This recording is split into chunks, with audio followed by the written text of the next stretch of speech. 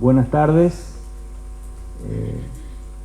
Dentro de todo tengo que reconocer que avanzaron un poco, aunque la primera fila les genera como una cosa rara, que para mí amerita un estudio particular, que por qué le da vértigo acercarse, si pueden estar más cerca de la pantalla, más cerca, pero bueno, ya está. Hemos mejorado un poco. La idea es, en este caso, darle la bienvenida a las dos empresas que se presentan hoy, MSG y especialmente Finder, que ha tenido el gesto de permitir que el ingeniero Jonathan González venga a compartir con nosotros parte de su conocimiento y su experticia. Creo que les va a interesar mucho el tema y en línea con lo que venimos desarrollando desde el comienzo del año, está claro que toda la problemática de la eficiencia energética es clave y, como suelo decir, sobre todo para ustedes, porque hay cosas que por una cuestión biológica es muy probable que yo no llegue a ver, pero ustedes sí. Entonces me parece razonable que se interesen en este tema, que se preocupen, porque los va a afectar sin ningún tipo de duda, no solamente como profesionales, sino como ciudadanos. Así que, bueno, para pasar a lo que realmente importa, lo dejamos aquí. Muchas gracias y les cedo la palabra. Excelente, de verdad, mil gracias a todos, a la facultad, a los docentes por la convocatoria y a todos ustedes por darse la oportunidad de escucharnos un ratito y darles un mayor detalle. De parte de Finder y de MSG Lighting, somos dos empresas que trabajamos en conjunto. Finder como fabricante y MSG Lighting como un distribuidor local, representante local acá en la región de Para Rosario. Es el conjunto del automatismo y la eficiencia energética del lado de la iluminación. MSG Lighting es una empresa de iluminación dedicada especialmente a proyectos, puntualmente desde cualquier estructura residencial, comercial y de edificios industriales. De alguna forma vamos a poder apuntar en conjunto a eso. Bien, así que eso también lo agradezco a Andrea por la oportunidad de abrirnos localmente a poder compartir el conocimiento con ustedes, porque de alguna forma Finder también busca mucho eso. Somos una empresa, para que los conozcan, una empresa italiana con hace más de 80 años a nivel mundial, y en Argentina ya somos una empresa de más de 15 años, ¿bien? Que trabajamos localmente en el desarrollo de automatismo y eficiencia energética a través de nuestros distribuidores e integradores a nivel, ¿bien? Como productos locales que el día de mañana se van a conseguir en distintos proyectos, vamos a poderlos llegar a aplicar, ¿bien? Por allá nos acompaña Mauro, que es de alguna forma el local de Finder acá. Yo resido en Buenos Aires y bueno, comparto mucho con la dinámica de toda la Argentina y Latinoamérica, pero Mauro localmente está también a disposición para la asistencia técnica, asesoramiento y visitas a obras. Sé que hoy ustedes están en un desarrollo educativo, pero cuando ya son arquitectos en calle, les apuesto que van a empezar a buscar aliados como ayudas en iluminación, en automatismo, empresas y personas como ellos, que son los que los acompañan a ir a la obra, a definir productos y a definir una solución para un problema que se les presente el día de mañana. Bien, esa es la dinámica que queremos mostrarles como empresa y como conjunto de equipo, porque somos asistentes y ayudas a ustedes el día de mañana. Sabemos muy claramente que un arquitecto de alguna forma define y gestiona y planifica mucho y genera muchas alianzas con distintas personas como instaladores, de alguna forma carpinteros, y pare de hablar en tantos materiales que pueden llegar a cubrir en la obra. Así que desde ese lado hemos tenido mucho esa práctica. Bien, en sí, si quieren siéntense tranquilos y arrancamos. Por ahí voy a tener unas bolsitas, así que el que avisa no engaña, así que de alguna forma voy a preguntar algunas cositas si se quieren llevar algo de Finder. Quisimos hacerlo estratégico, pero vamos a hacerlo justo a los que quieran participar. Bien, así que atentos a escucharme un poquito la dinámica. Bien, a ver, soluciones para eficiencia energética. Y hay un eslogan muy claro ahí. No sé si lo lograron leer y tienen buena vista. El compromiso ambiental, pero una gran oportunidad de negocios. El hecho de la gran oportunidad de negocios apunta a generar estructuras y edificaciones muy eficientes. Hoy en día, cuando construimos algo, tenemos que marcar la diferencia con respecto a otro. Hay muchas constructoras en el mundo y en el país, ¿o no? ¿Cuántas constructoras pueden haber acá en Rosario? ¿Tienen idea? Entonces, ¿cómo marco yo diferencia de mi trabajo con otro? Es el gran detalle de esa oportunidad de negocios. El automatismo y lo que vamos a ver hoy en día del lado de la eficiencia energética es lo que el usuario final está buscando: el confort, la comodidad, la facilidad de adaptarse a un ambiente de trabajo. Y ese usuario de alguna forma empieza a ver esos detalles cuando empezamos a seleccionar productos o algo o un componente específico que nos ayude. ¿Alguien conoce y sabe lo que es esa palabra, la eficiencia energética? La han escuchado, ¿no? Por ahí. Creo que esa dinámica nos ha venido ayudando en que en el boom de hoy en día está muy marcado. Y presentemente en la Argentina, para nosotros acá, localmente, hoy en día le estamos poniendo mucha atención por el aumento de tarifas o consumos eléctricos, ¿verdad? Para hacernos más eficientes. Entonces, algo que quiero marcarles desde hoy: la eficiencia energética no solamente se basa en el ahorro de los kilowatts y pagar la factura eléctrica más barata. La eficiencia energética se avanza desde el desarrollo de una estructura de cuánto vamos a gastar nosotros económicamente para construir algo y que se desarrolle de manera eficiente. ¿Bien? Ustedes más que yo, de alguna forma soy ingeniero electricista, pero he venido acompañándome mucho con la arquitectura y la parte de los diseñadores de interiores, porque cuando hablamos de iluminación, del automatismo eléctrico, es un trabajo en conjunto para ambos, porque de alguna forma ustedes desde ya enfocan la envolvente, la estructura, el detalle de todos esos materiales que pueden estar y sobre todo el espacio de cómo se va a desenvolver una persona. Pero cuando un arquitecto muy bonito hizo un diseño y después viene y dice necesito que un cable pase de aquí para acá, ahí arranca el dolor de cabeza en el electricista. Y es ahí donde queremos practicarles y enseñarles a ustedes que también sepan distintas soluciones que pueden ejercerse de la parte eléctrica en conjunto con la arquitectura para acoplar y dar soluciones mucho más simples. Esos 4 puntos que vemos ahí de reducir el consumo energético, de incrementar la productividad de alguna forma en una instalación, disminuir completamente la dependencia humana, es la gran clave antes de contribuir con lo del CO2 y el medio ambiente y todo ese detalle. Eso suma, eso es un marketing mundial. Pero básicamente esos 3 primeros puntos son la clave en la eficiencia energética. Y sobre todo, cuando estamos empezando a hacer instalaciones inteligentes, o por ahí el profe nos dijo la inteligencia artificial, cada vez las edificaciones son autónomas, independientes. Hoy en día, de ir a un lugar y que yo tengo que prender las luces allá atrás en ese tablero, eso no es eficiente. Es cómodo que yo tengo que, para cambiar esta luz, tener que ir hasta allá atrás, ¿verdad que no? Entonces, es ahí donde ustedes, de alguna forma, desde la parte educativa, y el mundo está cambiando tan rápido, que tenemos que empezar a movernos en esas dinámicas de distintas soluciones que vamos a poder llegar a enfocar. A ver, ¿cómo logramos esa eficiencia energética? ¿Alguien ha visto esos símbolos que están por ahí? ¿Dónde se empiezan a aparecer esos símbolos? A ver. La ladera, por ahí escuché. Los famosos electrodomésticos. Los electrodomésticos hoy en día ya vienen discriminando y especificando muy bien qué tan eficientes son. Bien, por eso relacionamos mucho la eficiencia energética al consumo eléctrico, porque qué tanto gasto, qué tanto consumo y qué tanta energía voy a desarrollar. Pero la eficiencia energética no solamente se van en analizar o detallar esos consumos, sino también de cómo vamos a construir. Y eso es un punto siguiente que les voy a dar. Pero básicamente, para poder arrancar a hacer eficiencia energética, ¿cómo la vamos a lograr?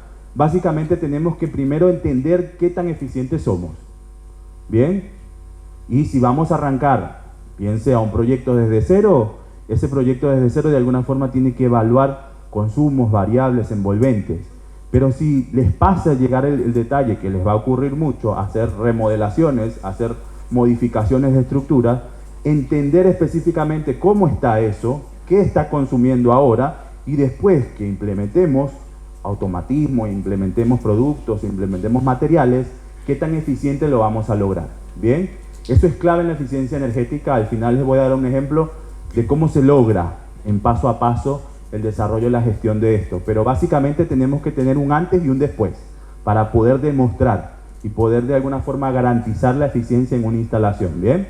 Y eso se va a basar en análisis de consumos y de básicamente medidas y evaluaciones que pueden llegarse a hacer de acuerdo a la estructura. ¿Bien? Bueno, esas variables que les decía, las famosas etiquetas, ya esto está estandarizado a nivel nacional por normativa, de acuerdo a los electrodomésticos, cuánto consumen y cuánto aplican. Pero, no sé si saben que existen normas y leyes a nivel nacional que exigen hoy en día que las estructuras y edificaciones para que aplique la eficiencia energética ya existe una ley, ¿bien? Que van a ir desde lo industrial, residencial, de acuerdo a los distintos parámetros. Pero algo que le estoy diciendo es ya desde un pliego de trabajo, ya existen leyes que nos van a estar exigiendo esos parámetros para cumplir que las edificaciones sean eficientes. ¿Alguien ha escuchado la palabra LEED? ¿Sí? ¿Quién dijo eso? Bueno, ella se ganó un premio. Es importante, y anotémosla por ahí para que la tengamos en referencia. LEED, y es muy importante y se los digo, todo arquitecto tiene que tener claro qué es esto. Porque lo que es LEED como tal es una certificación, muy claro como lo dice la compañera, pero básicamente es construir una edificación bajo normativa de eficiencia energética. ¿Y saben qué es lo mejor de eso? Que ese detalle hace que en la fachada del edificio, vieron que antes cuando construí, no sé si eso todavía se sigue haciendo, pero cuando hacemos un edificio, el arquitecto, el ingeniero civil pone una placa afuera, ¿verdad? Identifica que su obra y su detalle. Eso ahora no sé si se hace mucho, no se ve como se veía antes.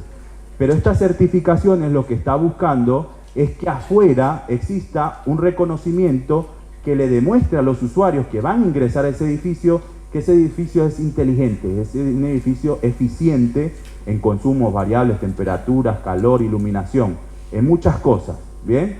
Entonces, ahí los invito, en el folletito van a ver que dice LEED por allí, vayan a ese detalle y empiecen a ver eso porque les va a abrir mucho la cabeza de cómo se está construyendo hoy en día. Y eso básicamente se basa en algo como esto, etiquetado de viviendas, y vamos a hablarlo del nivel residencial, porque esto también puede ocurrir en un edificio, en una industria como tal. ¿Qué vemos allí? Y esto creo que ustedes más de mi parte lo van a entender más claramente. Algo básico como una vivienda, las paredes, vamos al envolvente, sistemas activos y energías renovables. Cuando empezamos a construir y vamos a hacer lo más eficiente posible esa edificación, pues tenemos que empezar a entender primero el envolvente, el aislamiento, y ahí pare de hablar de los materiales que van a usar para la estructura. Después, algo muy importante para nosotros hoy en día son los sistemas activos. ¿Qué son los sistemas activos? Esos famosos electrodomésticos, circuitos eléctricos, elementos que están dentro de la instalación, ¿bien? Y después van a venir las energías renovables, como paneles fotovoltaicos o bancos de batería, generadores eólicos, y pare de hablar. ¿Por qué se está buscando hoy en día eso como punto final? Simplemente con el detalle de que el edificio, la edificación sea autónoma, autogenere su propia energía y no dependa del suministro de energía eléctrica de la calle. ¿Bien? Entonces, ¿qué está pasando en una certificación?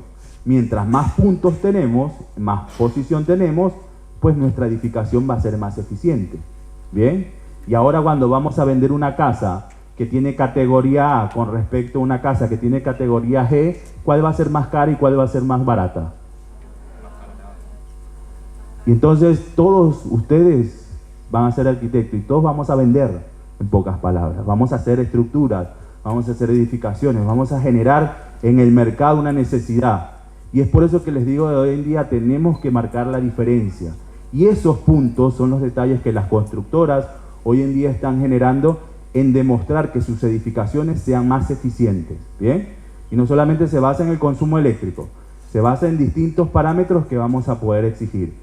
En cuanto a esto de la eficiencia, básicamente en los sistemas activos, que de alguna forma entra la parte eléctrica y es lo que nos compete el día de hoy, vamos a manejar distintas variables, simplemente recambio de artefactos que de alguna forma puedan llegar a consumir mucho más o menos, el manejo automático de las distintas cargas que no dependan de la persona humana para activarlas, el control automático por la presencia y el movimiento, que sepamos que hay alguien ahí y que las luces se activen o se active una ventilación de acuerdo a si hay alguien en ese lugar. Si nosotros estamos acá, que se prendan las luces, pero nos fuimos, se apaguen automáticamente, ¿bien? Básicamente eso. Y sobre todo el aprovechamiento de la luz natural y la naturaleza que envuelve esa edificación, ¿bien? Por eso en la parte de arquitectura hoy en día se está viendo mucho el paisajismo en la estructura, más abierta, mucho más cristal, muchas más ventanas, con ese objetivo del aprovechamiento del recurso natural. Pero si hoy está nublado y no está entrando luz por este tragaluz, ¿qué necesitamos? Esa famosa luz artificial, que de alguna forma me active y reconozca, pero que no dependa de mí, que sea autónoma, porque en una vivienda básicamente una persona puede ir a manipularla. Pero ¿qué pasa en una edificación, en una estructura, en un edificio? No es responsable nadie. Aquí en la facultad, ¿quién prende y apaga las luces? ¿Alguien sabe? Y les apuesto que hay alguien, un vigilante, que todas las noches va y prende y apaga las luces manualmente. Eso es lo que buscamos en los edificios inteligentes. Esto que vemos acá ya prácticamente está aplicado a nivel nacional. No sé si lo habían visto. Esto es etiquetado de viviendas que está en la provincia de Paraná, en Santa Fe, en Córdoba. Distintas provincias están desarrollando esto a nivel público con el objetivo de construir eficientemente y que esa vivienda vaya etiquetada con los distintos parámetros de la eficiencia energética. Cuando se logra conseguir eso, es ahí donde estamos marcando la diferencia que estoy comentando. ¿Se entiende hasta ahora? ¿Preguntas? Vamos bien. Bueno, básicamente es eso, lograr sumar y diferenciar nuestra edificación. Y esto básicamente puede ir desde una casa hasta un edificio. ¿Bien? Por eso existen distintas certificaciones y distintos parámetros que van a ver. Vamos a ver un método de gestión y energía para lo que es lo normativo y de alguna forma lo referente a la gestión energética. Esto ya nos vamos en la planificación. Entiéndase que esto, de alguna forma, analizar un sistema básico, qué tan eficiente es. Básicamente es una norma básica que está bajo ARRAE en la ISO 5001 y esto no solamente puede aplicar para un arquitecto, un ingeniero, un administrador. Cualquier persona que desarrolle un proyecto bajo eficiencia energética aplica normativas como esta. ¿Bien? Y esto básicamente lo que vemos ahí, ese es el famoso círculo de Deming. ¿Habían escuchado esa palabra? No creo, ¿verdad? Pero hoy la escucharon. Y ese es el propósito del conocimiento, de empezar a entender lo que hay en el mercado. El círculo de Deming simplemente lo que nos va a demostrar qué pasos debemos seguir para que nuestra edificación sea eficiente. ¿Bien? Y básicamente, ¿qué arrancamos? Planificando, entendiendo la necesidad que vamos a tener, vamos a hacer y llevar a cabo la resolución de ese problema y después vamos a comprobar qué tan eficientes fuimos. ¿Bien? Y después, una vez que comprobamos y comparamos ese plan con la comprobación como el check, nos va a dar un análisis que va a decir, bueno, de este lado estás bien, pero te falta algo. Ese que te falta algo en todo y en toda la vida, siempre nos falta algo, ¿no? Siempre queremos más. Y para ser eficiente una instalación, cada vez tiene que ir creciendo. Y es ahí donde el círculo, por eso se vuelve a cerrar ese círculo, porque una instalación empieza a ser eficiente continuamente. Y yo les puedo dar un ejemplo claro desde nuestros hogares. Hoy en día, no sé, nuestros padres o el responsable de casa, el que paga la electricidad, si ve una luz encendida, ¿qué está haciendo esa persona? El que paga está pendiente de que las luces estén apagadas, que de alguna forma no estemos consumiendo energía, ¿verdad? Y eso a veces no nos damos ni cuenta de eso. Pero ahí podemos arrancar con un simple proceso, porque hacemos un responsable en nuestra casa, que es el que tiene que estar pendiente de apagar las luces y que de alguna forma él empieza a garantizar que las luces estén apagadas. Les apuesto que una vez que esa persona que trabajó continuamente evaluando eso, de alguna forma se empieza un ahorro, ¿o no? Porque si yo dejaba las luces encendidas del patio toda la noche encendida o todo el día encendida, de alguna forma los kilowatts que me estoy consumiendo son amplios, ¿o no?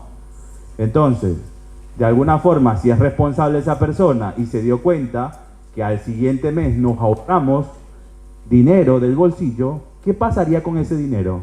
¿Me lo gasto en comida?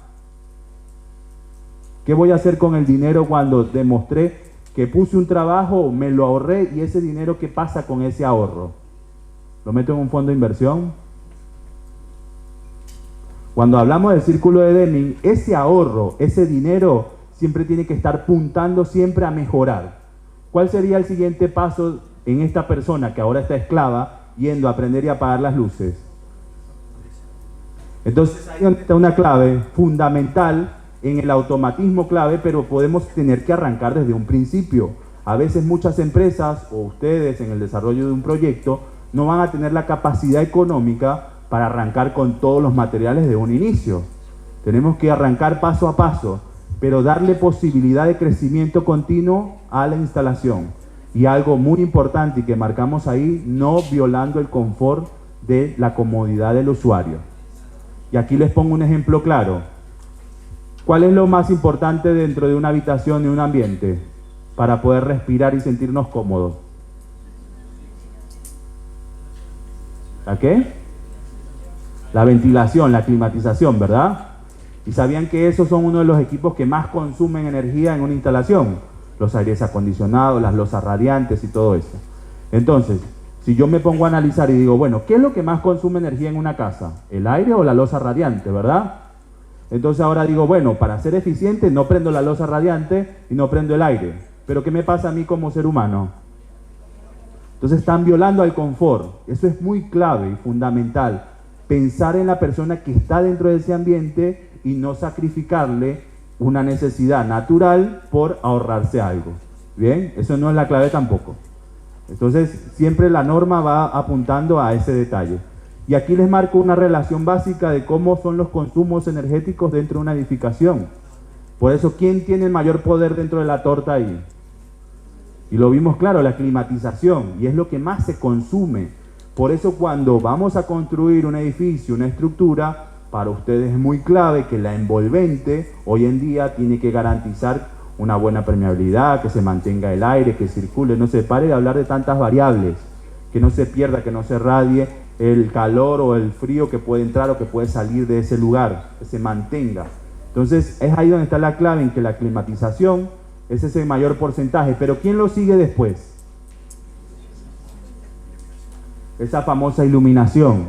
Entonces, a veces cuando llegamos a desde cero, perfecto, ustedes pueden hacer, no sé, una construcción hermosa, bailante, steam friendly, pare de hablar, no sé cómo se dicen las cosas así en la construcción hoy en día, pero de alguna forma, cuando hacemos las cosas desde cero, podemos planificar muy bien. Pero ¿qué pasa cuando vamos a mejorar una instalación?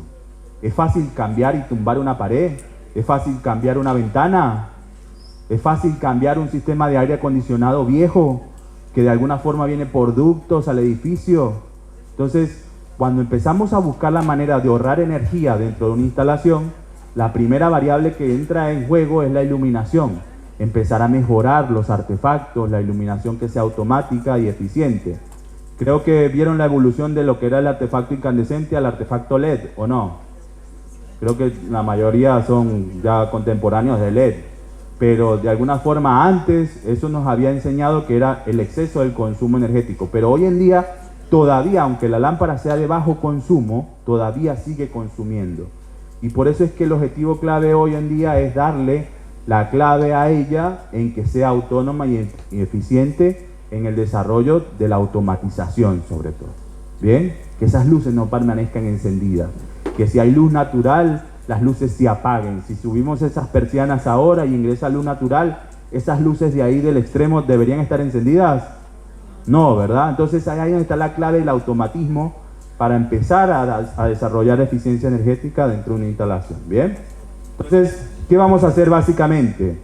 Hoy en día en la iluminación, ya entrando en este punto específico, la demanda lumínica, lo que busca es el aprovechamiento básico de los recursos naturales. Eso es lo primero que tienen que tener en cuenta ustedes. No generar una construcción que no tenga ni una ventanita o algo que ingrese luz natural. El mayor aprovechamiento. Hoy en día estoy viendo muchas casas con techos translúcidos completamente, con toldos corredizos que de alguna forma de día deja entrar luz natural y después se pliega. Esas famosas casas que tienen todas las paredes de alguna forma solamente el frente como concreto, pero a los lados todo es de vidrio, cristal, no sé. Esa es la variable que el aprovechamiento va de clave. Pero cuando no está esa luz natural, ¿qué tenemos que llegar a aplicar? La luz artificial. ¿Alguien conocía esta unidad? Esto que estoy marcando por aquí. ¿Qué es eso? ¿Quién se gana un premio y me dice qué son lux?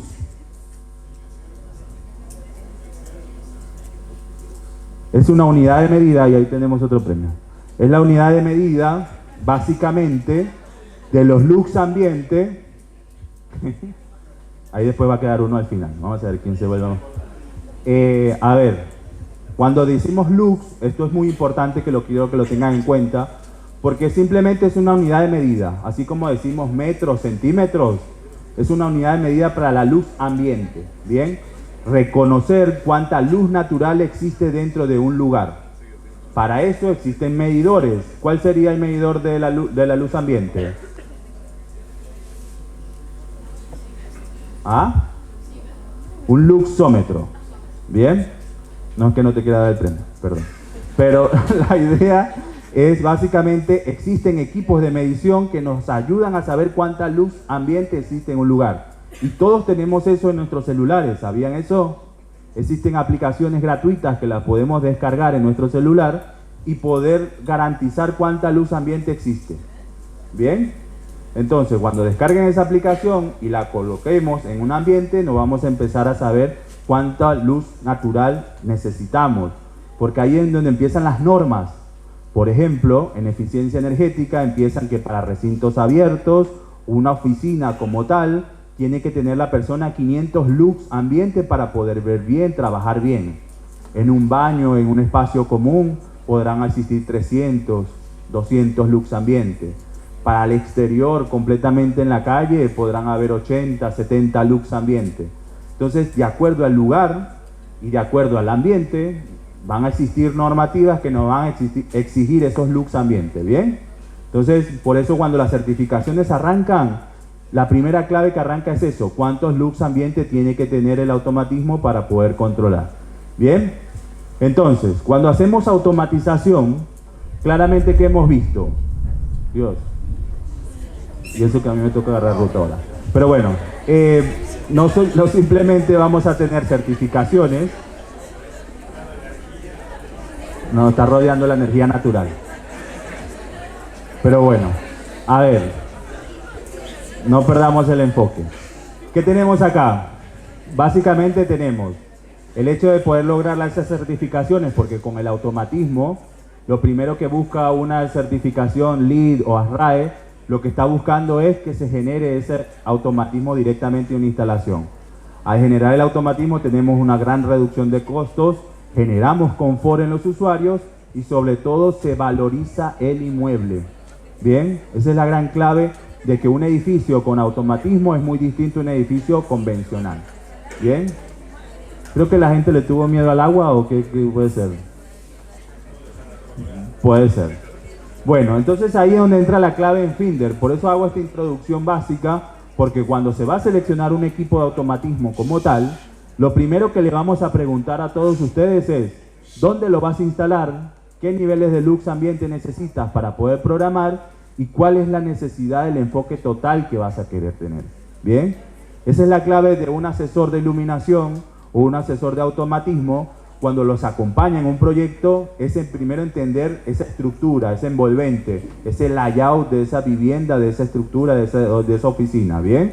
Entonces, ahí es donde entra Finder como una solución con distintos componentes y productos que vamos a llegar a tener. ¿Bien? Cuando vamos a generar automatismo tenemos que tener claramente la variable de control. ¿Qué se está armando ahí? Como un edificio, ¿verdad? Etapas y pasos. Según la variable de control y la necesidad que tengamos en ese ambiente, vamos a generar un producto que nos ayude a generar ese automatismo. ¿Se entiende? ¿Qué vemos ahí en pantalla? Nivel de iluminación, día y horario, la presencia, la temperatura, el nivel de líquidos y la medición de la energía. Cuando cumplimos con todos esos puntos, les apuesto que nuestra edificación es eficiente. Cuando generamos el control de todas esas variables, vamos a poder garantizar que la edificación es totalmente eficiente y autónoma en el control de temperatura, iluminación, líquidos, aguas blancas, aguas negras, para de hablar, y sobre todo la variable del consumo. Saber cuánto estamos consumiendo, eso es fundamental entenderlo dentro del desarrollo. Bien, para Finder, dentro de esas variables, y no solamente en Finder, vean lo general como cualquier otra marca, la variable de control va asociada a un producto específico que ya es solución. Y ahí, por ejemplo, ¿qué estamos viendo en esa foto? ¿Alguien conoce esta marca? No. Bueno, a ver. Esto es una constructora a nivel nacional, R2+, que trabaja mucho en el sur, en Comodoro, en Ushuaia y en Neuquén, donde desarrolla muchas edificaciones. Y está de la mano también de ASPA, no sé si han escuchado esa palabra. Bueno, básicamente, ¿qué están haciendo los edificios ahora, hoy en día, residenciales y comerciales? ¿Se han fijado que los living o los halls de entrada le meten mucha decoración? ¿Qué está apareciendo mucho en el control de esas fachadas? Las famosas tiras LED. Vieron que ahora la iluminación no tiene que ser así, directa. Es indirecta, focalizada con el objetivo. No hay, los diseñadores de interiores le dicen que enfoca el color y el confort de la persona. No es por burlarme de eso, pero es real. Es así. A ver, cuando arranqué con este laburo de la iluminación, los diseñadores de interiores le metían mucha onda al color o a los efectos, a los colores. Pero tiene mucha clave fundamental la iluminación y el color de un ambiente, porque genera en el usuario que está dentro de ese espacio un confort o aprecia un lugar de manera distinta. Entonces, ¿qué están haciendo las constructoras con esas famosas fachadas? Básicamente están vendiendo lo que han hecho. Esa es como la frutillita del postre. Y es por eso que se está esmerando mucho cuando se construye una edificación en un barrio en de darle diseño a esos accesos, a esos halls de entrada o a esos espacios abiertos. ¿Bien? Entonces, ahí básicamente con un control crepuscular, ¿qué vamos a hacer básicamente? Un control crepuscular es algo como esto. ¿Alguien sabe lo que es un control crepuscular? ¿Qué significaría crepúsculo? No estoy diciendo el libro de los lobitos ni nada. El nivel de luz ambiente, ¿verdad? Si sabe si oscurece, se activa. Y si se aclara, se desactiva. Bien, esa es la famosa fotocélula, fotocontrol, ¿verdad? Pero ¿qué diferencia tienen los controladores crepusculares de Finder? Y esta es la palabra técnica, crepuscular. Que básicamente pueden ser mejores, eso es claro, pero que le damos autonomía al cliente de garantizar cuándo quiere que active ese circuito. Y aquí les voy a dar un ejemplo claro, no sé si han visto por ahí, hay fotocontroles, fotocélulas, ¿dónde va esto? Afuera, la intemperie, ¿verdad? ¿Y esto qué va a aguantar? Frío, calor, lluvia y agua todo el año. Entonces, primero, si el material con que está construido esto, de alguna forma no es para aguantar tanta agua y tanto calor y tanta lluvia, ¿qué le va a pasar? Se va a romper. Y la durabilidad de eso marca la eficiencia. Porque si una persona que pone un fotocontrol muy económico, muy sencillo, pero que sabe que tiene una duración de 3 meses y cada 3 meses tienen que estarlo cambiando, al consorcio, a los usuarios de ese edificio, ¿le va a ser barato o no? Entonces, a veces, y esto lo marco desde ahora, es no tenemos que pensar por el precio del producto. ¿Y saben cuál es el peor error? Que cuando llegamos a esta etapa de la iluminación en una obra, ya es muy tarde para el presupuesto del proyecto, ¿o no? Se va gastando mucho en la estructura, la envolvente, el concreto, y pare de hablar de todos esos materiales. Pero cuando llega en la iluminación, que es la última que se coloca, de alguna forma empiezan a escoger materiales más baratos, mucho más económicos, porque no nos alcanza. Y es ahí donde arranca el error en la eficiencia, que si de alguna forma estamos eligiendo un producto que no tiene durabilidad, de alguna forma no va a ser eficiente a lo largo del tiempo. Y honestamente dedíquenle mucho amor a la iluminación, porque es lo que la persona necesita para desenvolverse en ese espacio. No sé si les ha pasado llegar a algún lugar, en algún pasillo, en alguna escalera, y que las luces no enciendan. ¿Y por qué ha pasado? Porque pusieron un sensor o pusieron un elemento que se dañó con el tiempo y lo puentean y ya no funciona. Entonces, esa es una gran clave. Bien, básicamente para los crepusculares de Finder nosotros tenemos la gestión de esos niveles de luz ambiente. Por eso les pedíamos que se sentaran adelante. Estos equipos, no sé si logran ver que hay una perilla roja y verde. Los son daltónicos, no, bueno, no sé cómo podrían ver el color. Pero esas perillas de alguna forma nos van a permitir ajustar los lux ambiente de activación. Un fotocontrol convencional de cualquier marca activa y desactiva cuando él quiere. ¿Y saben qué es lo que le hacen las personas? Le ponen cinta negra aislante alrededor para retardar ese nivel de luz o adelantarlo. Y ahí no es eficiente. Entonces simplemente con una perilla nosotros podemos definir. La escala en ese modelo puede ser de 0 a 80 lux ambiente. ¿Bien? 0 a 80. Pero ¿qué pasa después con cosas como estas? ¿Qué ven acá? Esto básicamente está afuera, en la calle.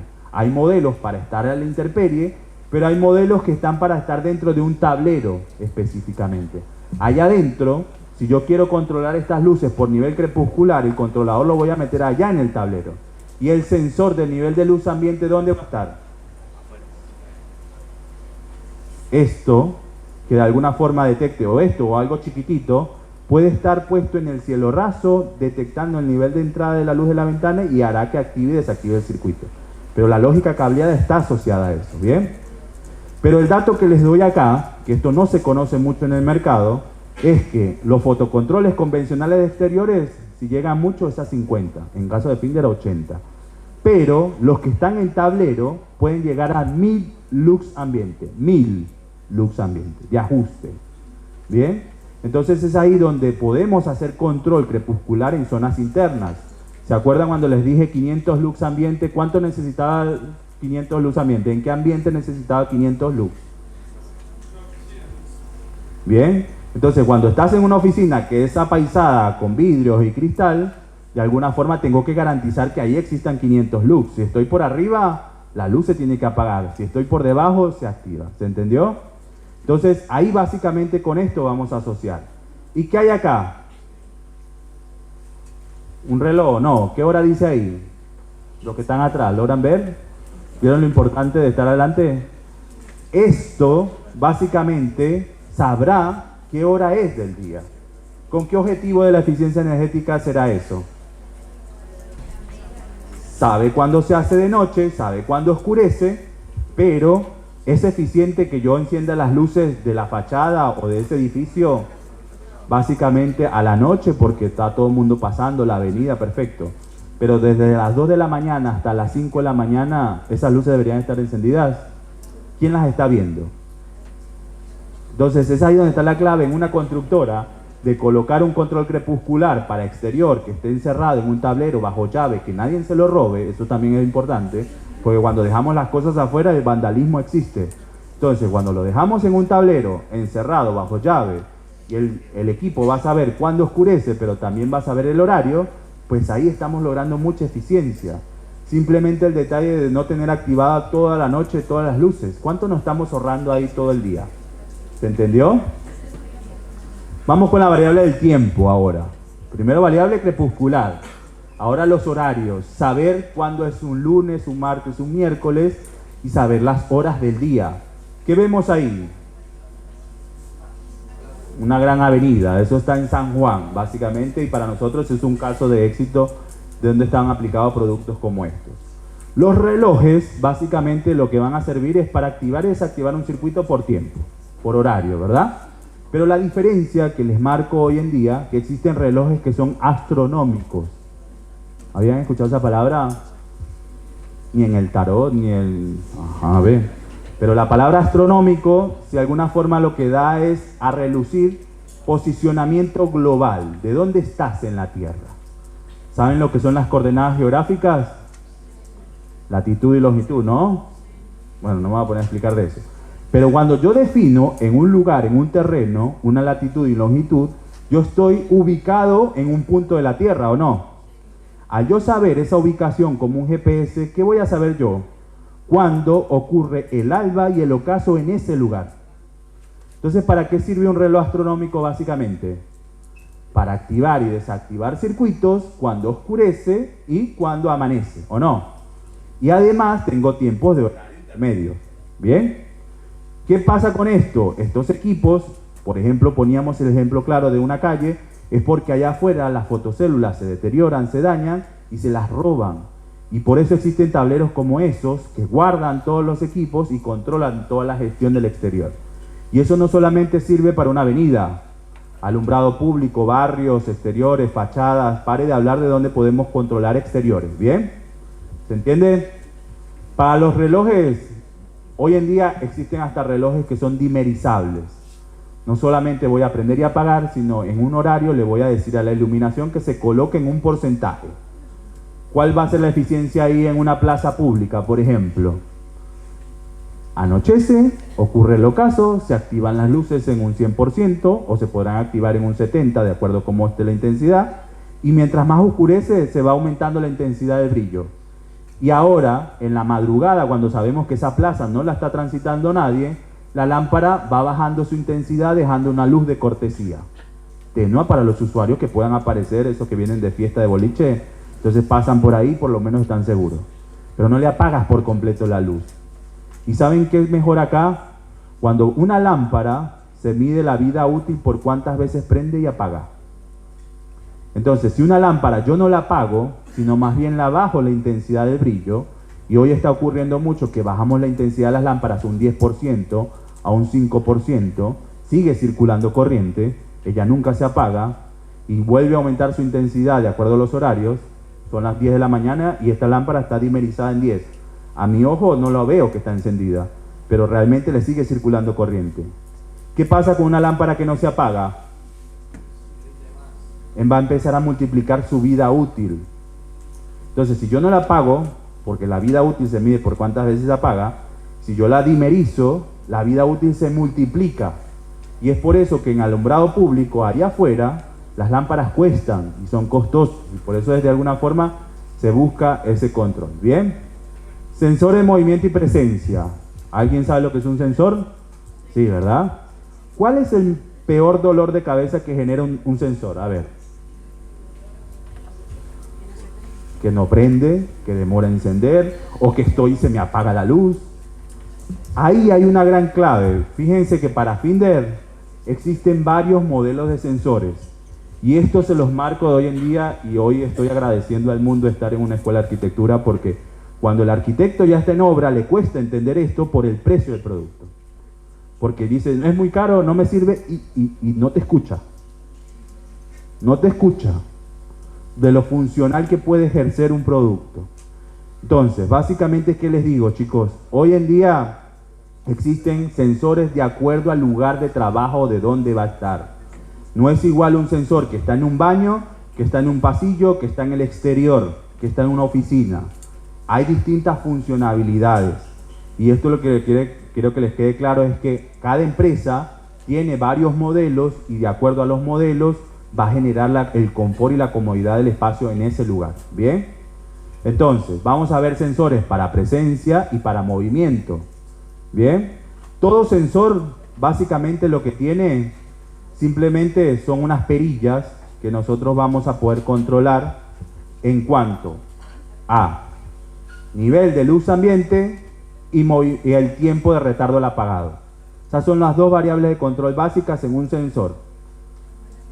Nivel de luz ambiente, ¿para qué me servirá?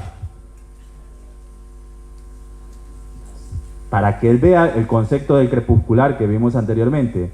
Si hay suficiente luz natural acá y yo me estoy moviendo acá, no se debería encender. Por eso van a haber sensores que van a estar en las escalas de 200 lux, 300 lux, 500 lux, 800 lux y hasta 1000 lux ambiente. Entonces, si nosotros sabemos que vamos a usar un sensor para un pasillo, una escalera, la norma me dice que son 200 lux. ¿Para qué me voy a comprar un sensor de 1000 lux? Estoy derrochando, ¿verdad? Entonces, es ahí donde viene el estándar de saber elegir. Hay productos especiales para cada ambiente. Y otra variable que les doy es el tiempo de retardo al apagado. Esto es muy clave. No quiere decir que los sensores que cuando nos ven y nosotros les hacemos así para que enciendan sean malos, sino que no son los adecuados para ese ambiente. Pongo un ejemplo claro en el living de un edificio, en un pasillo.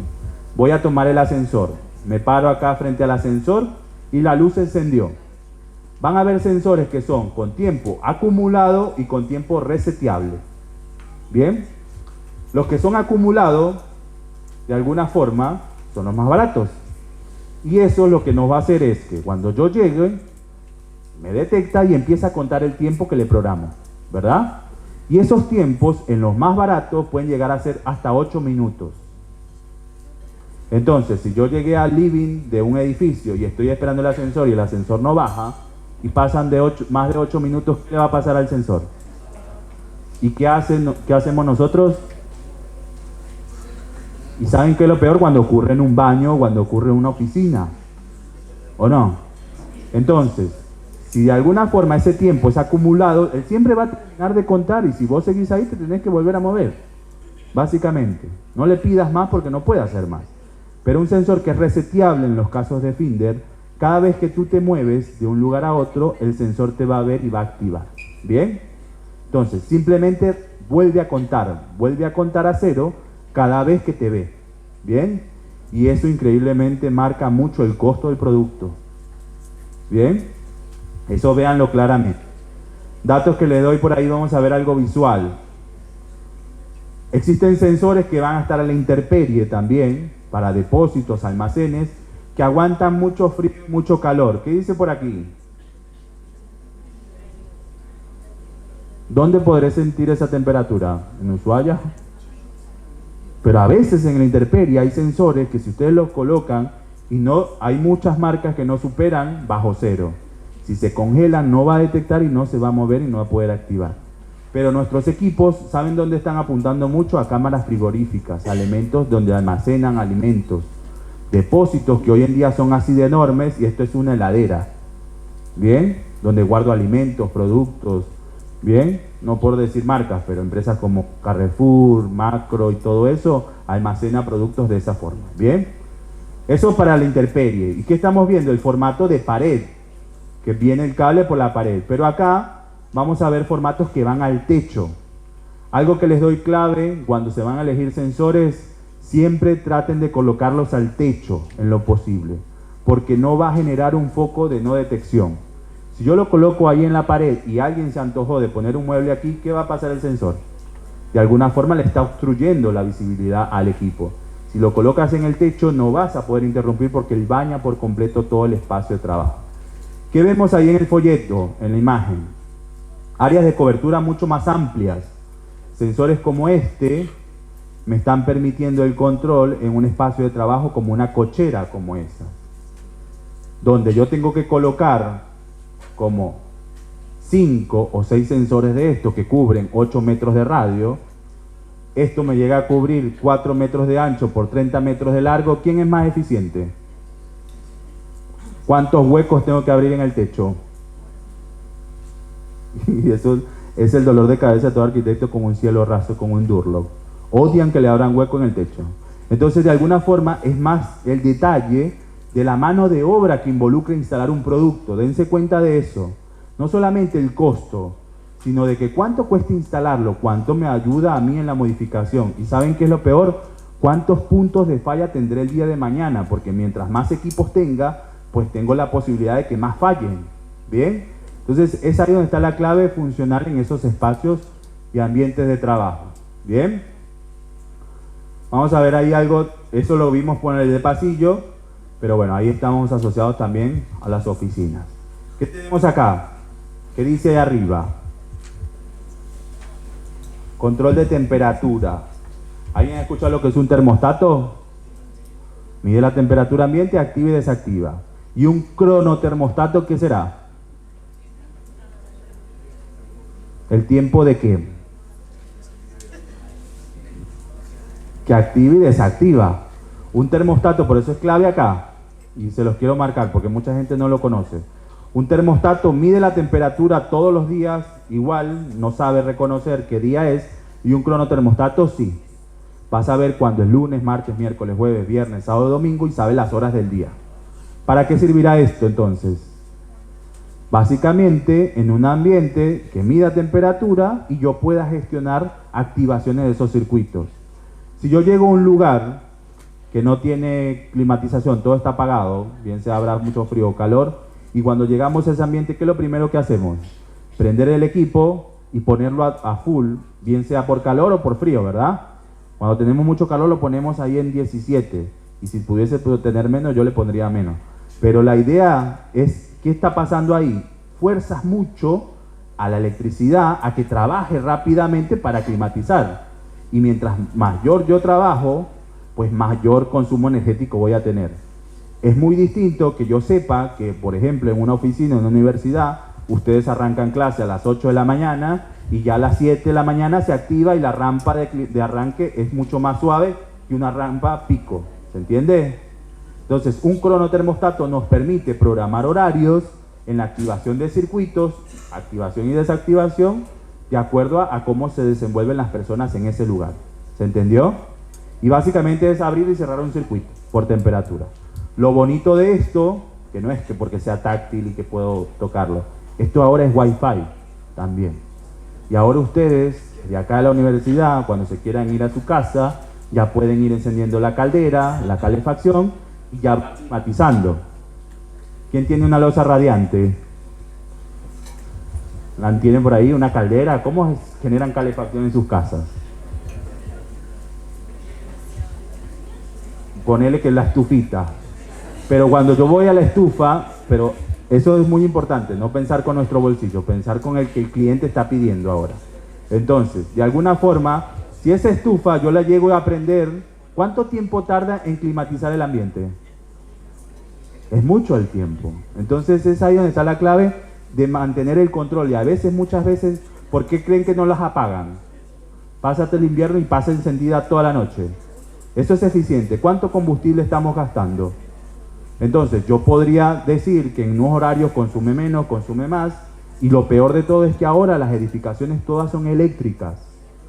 Muchos edificios que convivo mucho en Capital y en distintas regiones, veo que los edificios todo es eléctrico ahora. La loza radiante, la cocina, todo. Y eso cada vez consume mucho más energía. ¿Bien? Entonces, eso es un gran dato por allí para el control de la temperatura ambiente. Medición de energía. Para nosotros, en nuestro caso, simplemente son equipos, no los voy a aturdir con esto, pero sepan que existen componentes que metemos en el tablero para poder analizar ese consumo energético, ¿bien? Y poder saber cuánto consumo tenemos o no. Por ahí, no sé, soy propietario y tengo un solo medidor de energía de la red y quiero alquilar, subdividir todos estos locales, ¿cómo le cobro a cada uno lo que está consumiendo? Es a través de algo como eso, ¿bien? Y eso se puede llegar a tener el control en aplicaciones, ya directamente donde das todas las variables y poder llegar a esa gestión. ¿Bien? ¿Qué nos está faltando por ahí en la torre todavía? El control de líquidos. Y esto es muy importante en una edificación, ¿o no? Aguas blancas, aguas negras, aguas residuales. Para poder tener el control de esos tanques de aguas, existen controladores que nos van a poder permitir activaciones de circuitos si el tanque está lleno o está vacío. Hoy en día los arquitectos son tan ingeniosos que están aprovechando, le dan un espacio, un terreno, porque me pasó en Neuquén, donde tenía un terreno para construir el edificio. Y más o menos el tanque de agua, vieron que no sé si han visto todavía eso, que nosotros agarramos agua de la calle, hay un tanque subterráneo y ese tanque se llena de agua y bombea arriba y eso desde arriba baja por gravedad al edificio, ¿o no? Bueno, tengo dos tanques, tengo que saber cuándo se llenó este y cuándo está lleno el otro, porque si no ocurre el desbordamiento y se llena todo el edificio de agua. Ocurre, lo he visto. Pero ¿qué pasa con los tanques subterráneos? A veces en lugares, y ustedes sabrán que no se puede construir tan abajo, abrir tanto hueco, ¿verdad? Se consigue en la Napa, me pasó en Mar del Plata, que se inundan las casas porque la Napa es muy directa. Entonces, cuando los tanques no pueden ser tan profundos para darle la profundidad del volumen necesario, empiezan a hacer los tanques chatos. Aquí está la ley de la normativa del volumen. Bueno, si yo tengo este espacio y quiero tantos metros cúbicos, me hago más profundo y tengo la densidad. Pero si yo me extiendo, ahora mi tanque en vez de ser profundo es largo y extenso, consumo el mismo líquido o no. Pero ¿qué le pasa al control? ¿El controlador de un tanque profundo será igual al controlador de un tanque llano? Entonces, ese fue el error del arquitecto, que no pensó entender cuál era el sistema de control que su tanque tenía que tener. ¿Bien? Porque la mayoría de los tanques son algo como esto. Miren la cantidad de cable que hay acá. ¿Eso es para qué? Para que la boya entre, se meta en el agua y tenga la posibilidad de subir y bajar. Y si el tanque es muy chiquito, ¿creen que la boya va a hacer esto? ¿Y qué le pasó a ese arquitecto cuando lo conocí? Me dijo que no tenía la solución y de alguna forma Finder le dio la solución con algo como esto. Es un control de líquidos para tanques reducidos en espacios chicos. ¿Bien? Donde yo voy a poder detectar cuando apenas toca el agua, toca una de estas, está al tope, acá arriba, y empezó a subir el líquido y tapa, cierra. ¿Ven? Ya no hace el pivoteo de la famosa boya. Pero esto no cuesta lo mismo que cuesta una boya convencional. Entonces ahí es donde empiezan a ocurrir muchas veces la solución. No piensan en el precio, quieren que le resuelvan el proyecto porque si no resuelven eso es un gran problema. ¿Bien? Esas dinámicas las vamos a poder tener. Estos tanques, ¿vieron? Aquí está el ejemplo claro del tanque que es muy grande pero es llano. ¿Cómo controlo esa subida y bajada?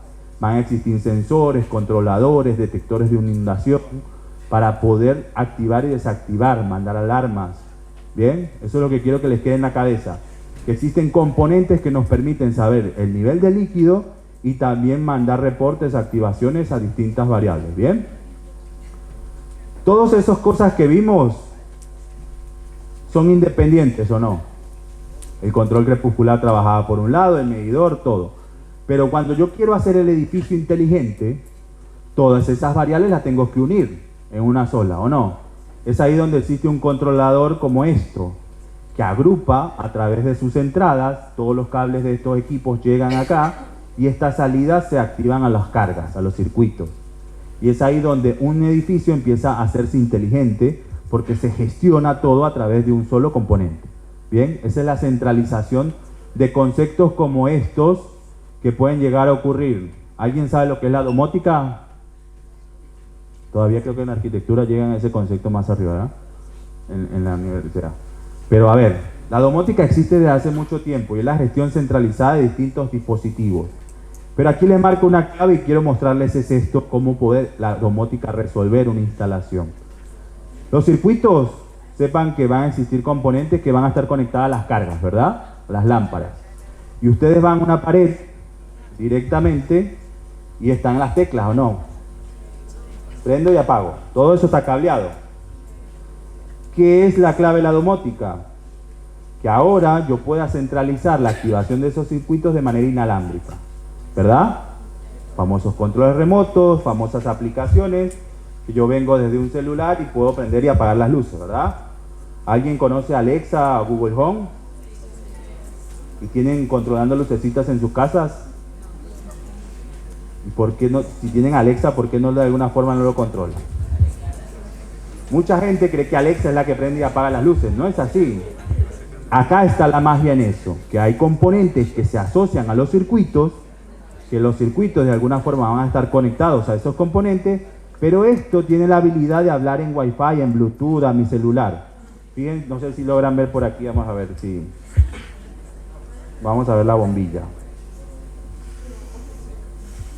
Yo puedo cambiar intensidades, brillo, prender, apagar, controlar desde mi celular o desde cualquier componente. ¿Se entiende? Yo estoy gestionando inalámbricamente, pero esto no se pierde. Y esto es clave en el confort de los usuarios. Piensen en una casa inteligente donde ustedes tienen el control en su celular, pero llega su mamá y no tiene la habilidad de poder gustarle la tecnología y ella no sabe cómo controlar las luces, ¿o no? Porque todo está bajo Alexa y no se saben los comandos de Alexa. Pero para eso está la robustez de la pared, ¿bien? De poder llegar a tener ese control.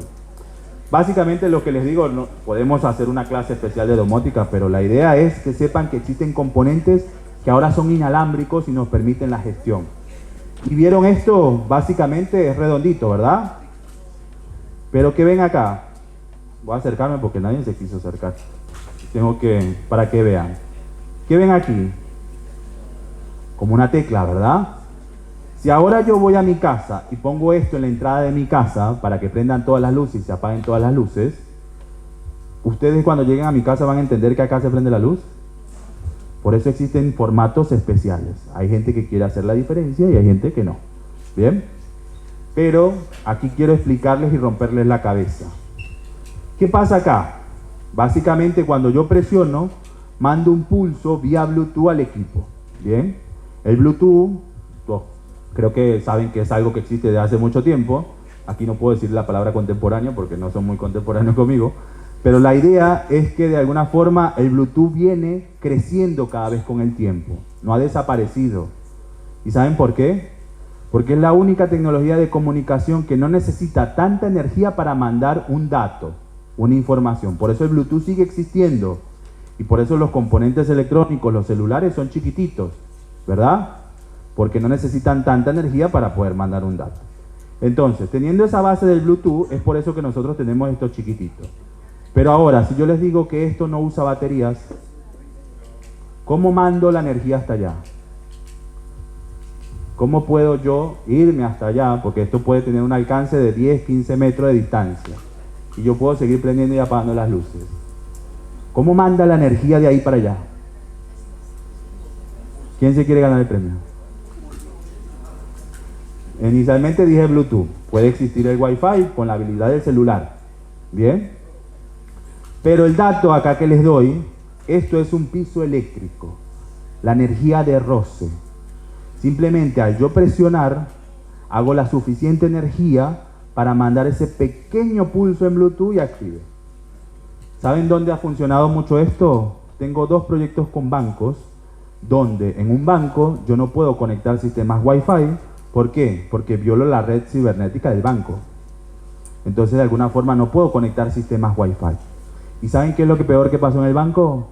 Que el arquitecto hizo todo apaisado, Open Office y oficinas de cristal. ¿Por dónde bajas las teclas y los comandos manuales al usuario? ¿Verdad que el arquitecto es muy bonito cuando diseña, pero el dolor de cabeza que le da el electricista? Entonces es ahí donde está la clave, porque ahora todo lo resuelven en el cielo raso, en bandejas, en techo, y cómo le damos el control al usuario. ¿Cómo le doy yo a esa oficina que el dueño ahora quiera hacer una presentación y pueda prender y apagar las luces desde la mesa? Y lo peor es que piden eso, que desde la mesa de sala de reuniones tienen que apretar un botón para que prenda y apague las luces, se baja una persiana. Es acá donde está la clave. ¿Bien? Básicamente esto se programa tú con el equipo y están encriptados. Así como ponemos el Spotify con un reproductor de música, un parlantito, vieron que pide la clave Bluetooth y así se programa. Esto no es ciencia del otro mundo. Pero lo que les doy es esto, y esto reduce mucho instalación eléctrica, cañerías, cables. Y cuando se les olvidó pasar una cañería. Esto es clave hoy en día. Bien, es robusto y cualquiera que quiera venir a tocarlo lo puede tener. ¿Vieron algo en la dimerización? Vamos a ver este último punto que ya me estoy extendiendo mucho. Pero quiero marcar esto. Cuando vamos a controlar la dimerización en una lámpara, vamos a ver, ¿vieron la intensidad de brillo, cómo sube y cómo baja? ¿Cómo están acostumbrados a ver ese control de iluminación? La perillita, ¿verdad? Y ahí, donde la perilla no nos da precisión en el brillo, la perilla a veces cuando ustedes la empiezan a bajar, la lámpara empieza a flequear, a parpadear. Lo único que les estoy diciendo acá es, hay dimmer profesionales para ambientes de trabajo. Está perfecto en mi casa, no tengo el problema en mi living, pero en una sala de un restaurante, un hotel de lujo, de algo de diseño, no se pueden prestar que las lámparas estén parpadeando. Entonces ahí es donde lo único que le digo es, existen dimmer profesionales y dimmer convencionales, ¿bien? En nuestro caso, de acuerdo a la lámpara, vamos a poder dimerizar, subir y bajar. Y lo más bonito de todo es que es a través de pulsadores convencionales. Estamos muy acostumbrados a ver esto. Vamos a ver si lo muestro por aquí rapidito. ¿Alguien sabe lo que es esto? Un bastidor normal, ¿verdad? ¿Cuál sería la diferencia? Aquí usaríamos pulsadores. Entonces, cuando yo presiono, apaga, prende y dimerizo hasta el nivel que me gustó ahí, suelto. Y ahí queda, y la lámpara sigue encendida. Entonces, ese ajuste de brillo, de precisión, se exige mucho hoy en día, y no solamente con lámparas comunes, sino también con tiras LED, con gargantas, con tantos artefactos, ¿bien? Finder básicamente tiene muchos dimmers de cualquier modelo y protocolo para cualquier ambiente de trabajo, ¿bien? Ahí los que tengan curiosidad los invito a que entren en la página web de Finder y van a ver muchos proyectos que tenemos a la par de eso. Eso es domótica, y la domótica que era gestión centralizada de distintos dispositivos en un ambiente chico. Pero cuando vamos a leimótica es cuando hacemos el control de una edificación completa, grande, hospitales, centros comerciales, aeropuertos, donde tenemos que controlar todas esas variables mucho mayores. En un aeropuerto yo no me voy a ir con el comando Bluetooth para saber las mando. Ahí sí tiene que ser todo gestionado a través de protocolos especiales. ¿Alguien ha visto esto? KNX, lo resumo rápidamente, es un protocolo de comunicación que se estandarizó mundialmente para poder hacer edificios inteligentes. ¿Bien? Es un protocolo, un lenguaje. Y aquí les doy una clave. La gente que aprende a hablar KNX aquí en Argentina tiene trabajo en todo el mundo. Y esa es la clave para la gente de usuarios. Lo que mi consejo les doy, si quieren abrirse al mundo, aprendan lenguajes internacionales, no solamente el inglés, sino también de automatismo, de control, de software, de programaciones, de programas que les permitan abrirse ante cualquier espacio. ¿Bien? ¿Se entendió ahí? Básicamente Finder tiene desde algo chiquito para algo grande. Bien, eso es lo único que quiero resumirles el día de hoy. Vamos a ver cómo diseñar un proyecto, y esto me interesa mucho aplicárselos a ustedes. A ver, ¿cómo arranca todo? Un planito, ¿no? ¿Quién le da el plano al electricista? El arquitecto, ¿o no? O el civil. Bueno, ahí básicamente vemos una casa. Hoy en día las casas son así. ¿Sabían? ¿Quién tiene la posibilidad de vivir en una casa así? Hay gente que vive. Pero bueno, básicamente, para arrancar el automatismo, ¿qué les dije primero? Tenemos que entender la necesidad de cada ambiente. Reconocer dónde está un living, un comedor, una habitación. ¿Qué quieres hacer en ese espacio? ¿Quieres que cuando tú entres al living puedas tener un tipo cine que dimerice, baje persianas? ¿Qué quieres hacer en cada ambiente de trabajo? Y esto honestamente lo hace el arquitecto, porque ustedes son los que hacen la psicología con el usuario. Ustedes son los que le venden a esa persona el confort de su futura casa o de su futura instalación. Y es por eso nuestra clave con ustedes son los que le están vendiendo la primera automatismo al cliente. Porque si un arquitecto tiene la posibilidad de hacerle entender al usuario el confort que va a lograr con el automatismo, es la clave de esto. ¿Bien? Entonces, lo primero que le vamos a preguntar, y acá desde ya le estoy diciendo cómo trabaja Finder, cómo trabaja MSG Lighting, es básicamente eso. Un proyecto, nos pasan los planos, preguntamos las necesidades, y después de ese plano, ¿qué voy a necesitar? Bocas de iluminación. ¿Vieron esos circuitos? Creo que todavía no han visto parte eléctrica, pero eso les va a pasar en la siguiente, en algún momento lo van a ver y van a sufrir. Pero la idea es, esos circuitos eléctricos es dónde están las bocas de iluminación, cuántas lámparas tenemos, ¿verdad? Y eso ahí ayuda mucho MSG Lighting a definir qué tipo de lámpara usar, dónde ponerlas y esos cálculos lumínicos, ¿bien? Entonces, una vez que definimos esos circuitos, básicamente Finder, ¿qué les ayuda a hacer? Una propuesta de automatismo definiendo dónde estaría asociado cada componente. Ahí hago un zoom. ¿En qué ambiente estoy ahí? Una cocina, ¿verdad? Tengo, ¿cuántos circuitos de iluminación hay ahí? No se logran ver porque están muy lejos. Pero tendría 2 circuitos y básicamente acá en las teclas estarían los controladores, diríamos cuántos vamos a necesitar y a quién está aprendiendo, ¿bien? Básicamente es definir cuántos cositos de estos voy a necesitar, ¿verdad? Para empezar a gestionar toda la instalación. Y así se empieza a dispersar por toda la casa. Así puede ocurrir con una casa, como puede ocurrir con oficinas y comercios, ¿verdad? Acá menos se ve, pero se logra distinguir más o menos. ¿Saben qué es lo peor que me pasa cuando me mandan un plano con muchas capas? Con capas de iluminación, con capas de ventilación, con capas de cielo raso. Entonces hay que limpiarlo. Entonces ahí Finder, ¿qué hace? Básicamente dejo solamente iluminación y digo qué productos voy a usar en ese ambiente. ¿Saben qué es eso? Eso es una oficina de YPF Pan American en Neuquén. Esto es una sala remota donde el usuario está viendo a los pozos petroleros, viendo los 24 horas del día que funcionen. ¿Qué pidió el cliente ahí? Básicamente, como son personas que trabajan 24 horas, hay días que necesitan bajar la intensidad del brillo por su confort. Y básicamente ahí lo que hay es un sensor de presencia que cuando la persona ingresa a la sala se encienden las luces, pero cuando se sientan tiene un pulsador inalámbrico, presiona, ajusta el brillo y se siente cómodo en su lugar. Si esa persona se va, y se le olvidó apagar las luces, automáticamente el sensor detecta y desconecta. Todo eso son un listado de productos de automatismo, ¿bien? Pero lo único que el arquitecto tiene que entender es qué va a hacer la persona allá adentro, ¿bien? Y después empieza a buscar soluciones para lograr cubrir eso. Así como existe ese plano, es esto completo. Van a ver los detalles y listado de materiales. ¿A qué voy con esto? Nosotros gratuitamente de parte de Finder y con MCG Lighting les ayudamos a definir artefactos y automatismo, ¿bien? Para presentar una cotización de un proyecto que es mucho más dinámico al cliente. No es igual pasar una cotización de un proyecto con puros números y letras a pasar un planito, a saber dónde está y que el cliente compara la marca o la solución que estamos haciendo, ¿bien? Así pasa con edificios. ¿Qué hay por ahí? ¿Qué será eso? ¿Y qué producto hay ahí asociado? Sensor de movimiento para una escalera. Les ayudamos a indicar dónde está el sensor y cómo va la circulación de encendido automático en cada uno de esos espacios. Para eso existen muchas variedades de proyectos que podemos llegar a aplicar, ¿bien? Les dije por último esto, un caso de éxito de reflejo de cómo se logra la eficiencia energética. Vamos a ver esto.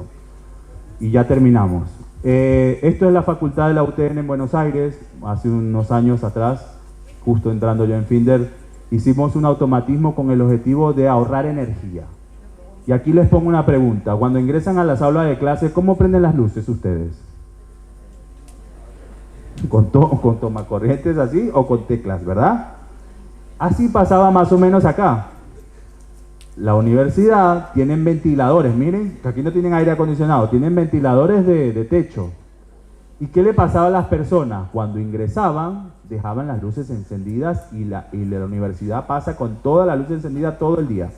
Y hay aulas de clase que no están ocupadas.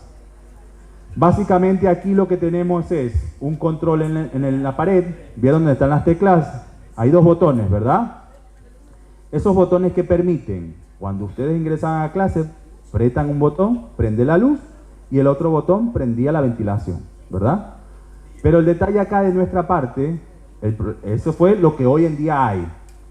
Y vamos al círculo de Deming, ¿se acuerdan? Bueno, ¿cuál era el problema? Que las luces las dejaban encendidas. Bien, entonces, ¿cuál era el automatismo? Apagar las luces cuando se quedaban encendidas. No encenderlas automáticamente, sino apagarlas. Entonces, con esas teclas, de alguna forma, el círculo de Deming arranca. Vamos a hacer, y entendimos cuál era el problema. ¿Qué hicimos? Básicamente, colocar sensores y telerruptores. Bien, después hay un circuito eléctrico de esto. Pero básicamente ahora, lo que permite eso, que si vieron la fotito, la persona entra, se enciende, apretó las luces, se prendió todo, pero cuando se va, el sensor deja de contar el tiempo y apaga todo. Bien, eso lo hicimos en la universidad. Y el plano fue el quinto piso básicamente, y ese piso está dividido en dos alas, hay dos tableros, a la A, a la B. Entonces, nosotros no podíamos llegar a la universidad y decirle a todo el mundo, salgan de acá que vamos a poner sensores y después vuelven a entrar. No, era un laburo de paso a paso, y lo peor que fue gratuito. Entonces, porque nuestro objetivo era saber cuánto nos ahorramos poniendo sensores. Ese fue el estudio acá. ¿Cuánto se ahorra en electricidad colocando un sensor de movimiento y teniendo ese control manual? Entonces, fuimos instalando los equipos, fíjense que fue en el año 2018, y la idea fue colocar un medidor de energía en el tablero y empezar a automatizar todas esas salones de clase. Bien, y fueron paso a paso. ¿Quién fue a medir la energía una vez al mes? Entonces iba al tablero, medía cuántos kilowatt-hora tenía ese mes y iba sumando. Y así armé esta tablita. ¿Qué pasó después? Fíjense que comienza la instalación en una fecha, la instalación se completa en el sector A, y en el sector B comienza la instalación en una fecha y termina en otra fecha. Fue muy progresivo, pasaron muchas cosas en el tiempo. Ahí chequeamos, estuvimos viendo el consumo energético, ¿verdad? ¿Qué pasó después? Empezamos a demostrar cómo empieza a bajar el consumo de energía. ¿Bien?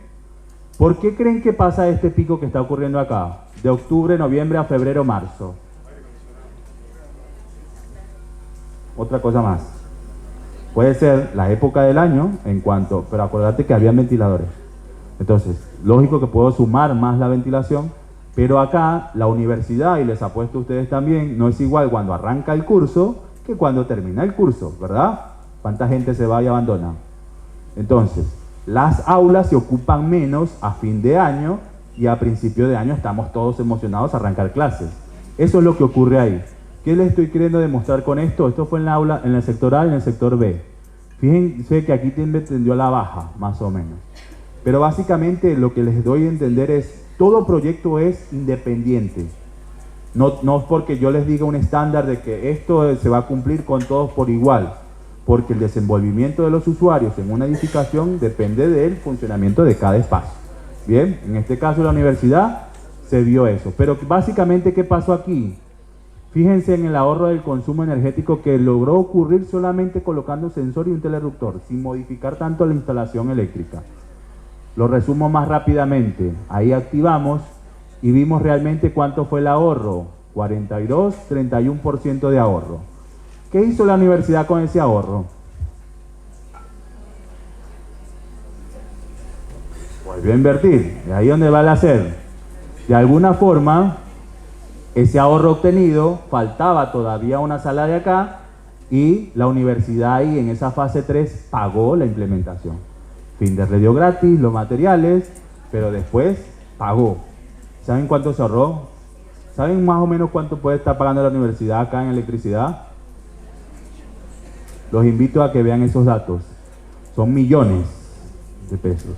Y ahora más. Increíblemente en ese momento la universidad pagaba, en el 2018, pagaba 600.000 pesos de electricidad. En esa época. Y ahí nos llegamos a ahorrar, a bajar el consumo energético solamente en un piso, ese 30%, y fue un ahorro de casi 100.000 pesos.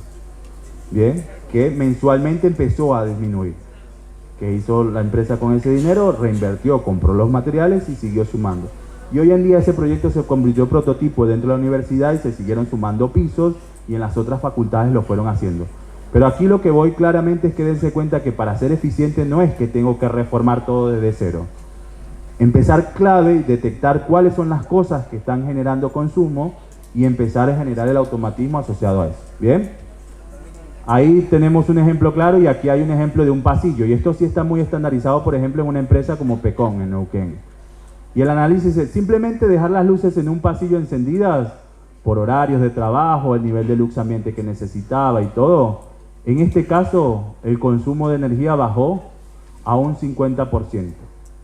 ¿Bien? Entonces simplemente el hecho de dejar una luz encendida en baños, en toilet, escaleras, pasillos, fachadas, preocúpense mucho por eso, porque eso es la variable del día de mañana. ¿Bien? En la eficiencia energética. Pero bueno, ahí estamos. ¿Se entendió? Agradezco mucho esto. Sí, me quedó un regalo. A ver.